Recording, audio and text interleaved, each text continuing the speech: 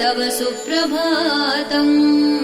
श्रीविष्णुपत्नि वरदायिनि सिद्धलक्ष्मी सन्मार्गदर्शिनि शुभङ्करि मोक्षलक्ष्मी श्रीदेवदेवि करुणा गुणसारमूर्ते श्रीलक्ष्मी भक्तवरदे तव सुप्रभातम्।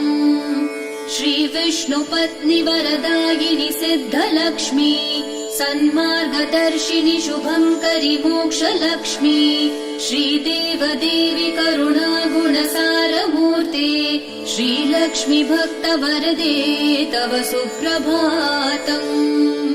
अष्टोत्तरार्चन प्रिये सकलेष्टदाते हे विश्वमाते सुरसेवित पादपद्मे सङ्कष्टनाशिनि सुखङ्करि सुप्रसन्ने श्रीलक्ष्मी भक्तवरदे तव सुप्रभातम्।